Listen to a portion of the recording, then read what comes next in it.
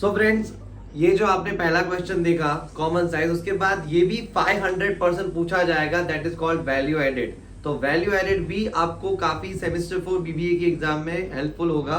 और ये जो सम है वो सम एग्जाम में आने की प्रोबेबिलिटी कितनी है? 500%। तो आप देखते जाओ यहाँ पे क्या है, मैंने फॉर्मेट लिखा है value added statement particular amount sales commission difference in stock purchase services minus कर रहे हैं हम लोग, और यहाँ पे हम लोग employ government capital and to reinvestment. अब कैसे इसको सॉल्व करते हैं तो समझ लो पहले ही कि आपको debtors, creditors, stock, bills receivable, bills payable, loans, borrowings, share capital, reserve, furniture, machinery, land, ऐसा कुछ भी दे रहे हैं तो वो ये दोनों स्टेटमेंट में नहीं आएगा, पहले क्लियर कर लो।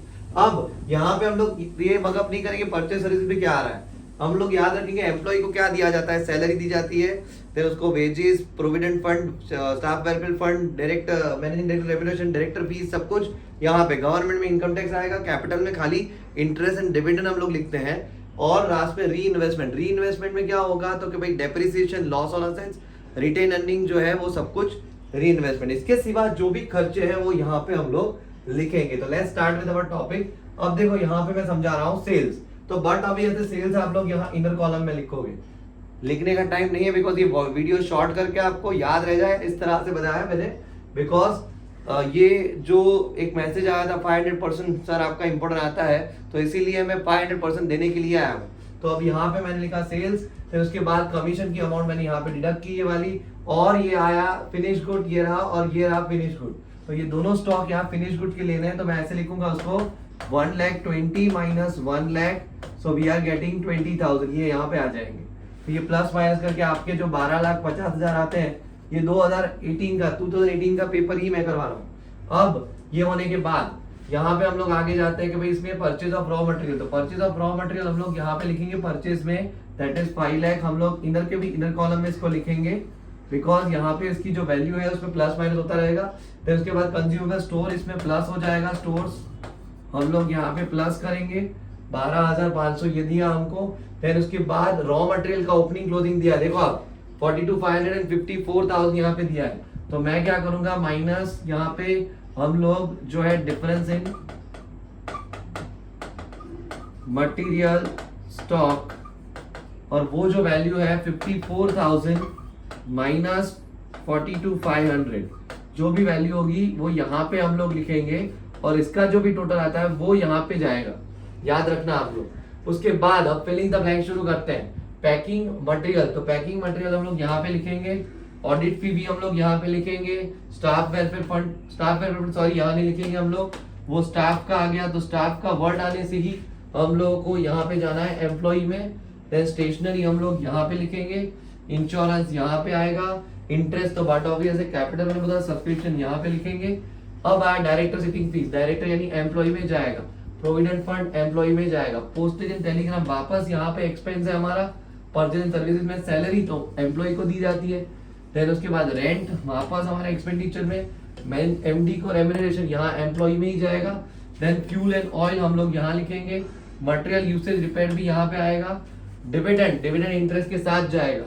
देन डेप्रिसिएशन लास्ट में आएगा, एबीसीडी में डी में आएगा, ये हम लोग एबीसीडी लिखेंगे यहाँ पे, A B C and D, तो ये डी में जाएगा। इनकम टैक्स तो खाली गवर्नमेंट में जाता है इनकम टैक्स, पीएनएल हम लोग वापस यहाँ लिखेंगे। ये सम खत्म, दोनों का टोटल, यहाँ टोटल और यहाँ टोटल आपका सेम आएगा, तो सेम टोटल आने से आपके पूरे मार्क्स आ जाएंगे, और इसमें 110% यानी आपके पूरे मार्क्स आने ही चाहिए। अब उसके बाद ये पूरा आप लोग देख सकते हो, मैंने आपको बताया कौन सा एक्सपेंडिचर कहाँ पे है, और हर एक चीज बताई कि भाई बोल बोल के बताया तो आपको सुनने से भी याद रह जाएगा। अब उसके बाद हम लोग आगे जाते हैं, तो मैं आप लोगों को कैश फ्लो के बारे में बता दूं कि कैश फ्लो में 2 क्वेश्चन मैंने बताए थे, वही 500% आएंगे। यहाँ यूटिलिटीज लिखवाया था, बट इफ द ऑब्जेक्टिव्स आते हैं तो भी आप यूटिलिटीज में ऑब्जेक्टिव्स को वैसे कन्वर्ट करके आपको समझ के लिखना है। अब ऑब्जेक्ट्स यानी क्या होगा कि भाई उसकी ऑब्जेक्ट पर्पसेस क्या है, तो उसके यूटिलिटीज क्या है, तो वो सिमिलरिटी में आपको जाना है, बट यूटिलिटीज ही पूछेंगे। 500% में बोल रहा हूँ, और बिटवीन फंड फ्लो स्टेटमेंट जो डिफरेंस है वो भी 500% आने की प्रोबेबिलिटी।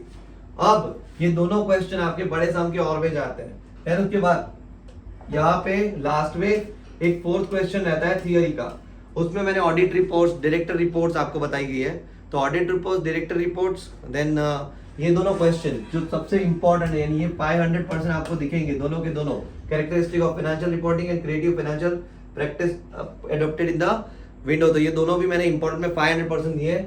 और उसके बाद लास्ट वन रेशियो। तो रेशियो की जो फॉर्मूलाज है यहाँ पे वो हमने आपको भेज दी थी कल रात को ग्रुप में। अब आपको रेशियो ढूंढने हैं और ऐसा सम आपको दिख सकता है 500% रेशियो में, ऐसा सम दिखेगा आपको। तो ये सम में ये जो पॉइंट है 2/5 वाला, तो आपको कुछ नहीं करना है, मल्टीप्लाई बाय 100 कर देना क्रेडिटर रेशियो में।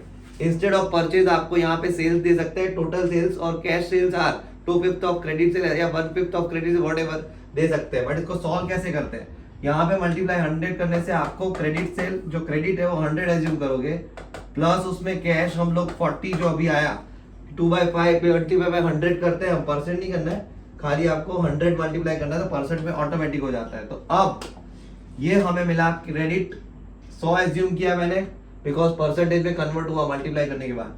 कैश, तो कैश सेल क्रेडिट सेल का कितना परसेंट हुआ 40, क्लियर।